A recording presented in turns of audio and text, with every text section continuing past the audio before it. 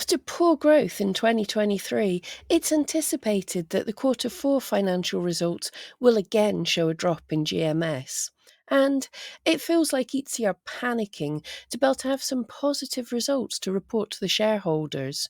So, if we're also seeing lower than we would like sales, what can we learn from Etsy about what not to do about that?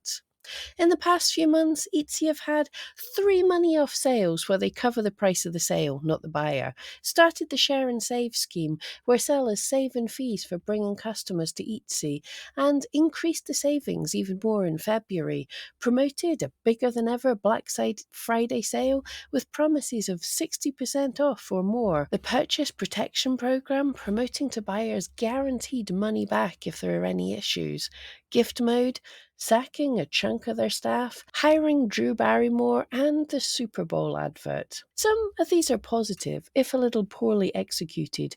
Some of these are potentially misguided but harmless, and some may end up training our customers to be nightmares. But I've spoke about each of these schemes individually, and if you want to hear more in depth about any of them, please let me know in the comments. Let's look at what impression all these changes are given.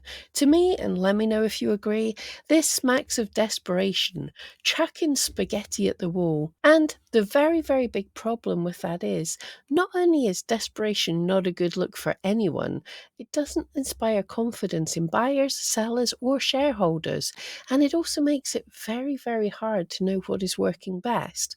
As an actual scientist myself, I'm always very keen on testing. It is the best way to improve. You may have heard of the scientific method. Something along the lines of, scientists don't actually talk about it that much.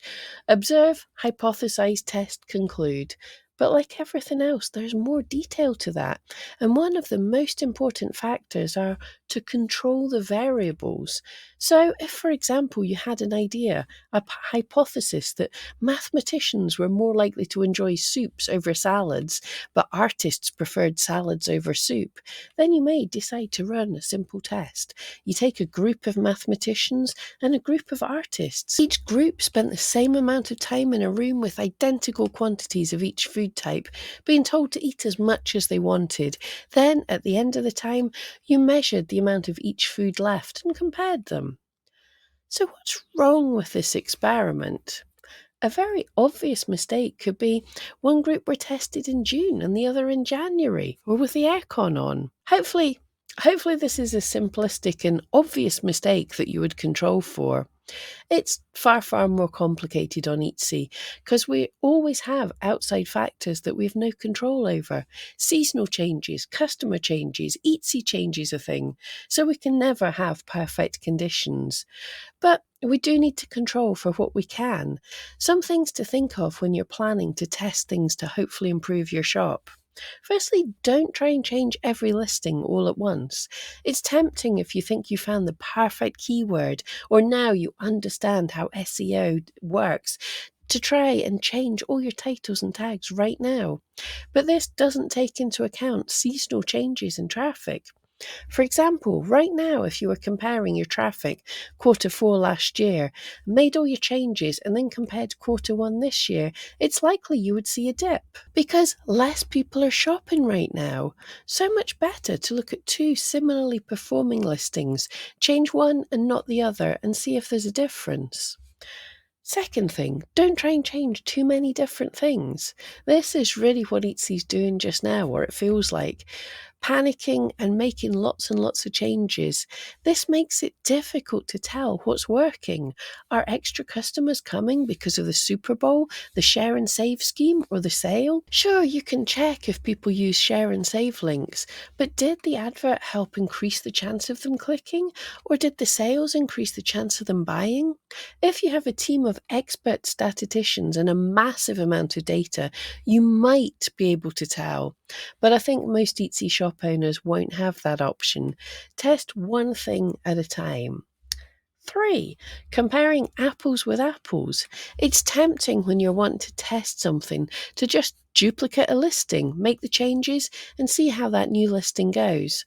The problem with that is comparing a new listing to an existing listing has a ton of variables. A new listing boost versus the existing listing's past history, what Etsy calls the listing experience score. This would cause Etsy to show the listings in different positions in search. I'm actually right now doing some research to see how much a new listing boost is compared to an existing listing. If you're interested, don't forget to subscribe to see that video. There are a couple of things you can do here. Say you're testing a thumbnail. The eRank Track Changes tool is a good way to run an A/B test on a listing. Hit Track Changes, and every day eRank takes a snapshot of your listings, the image title, tags, views, hearts, etc.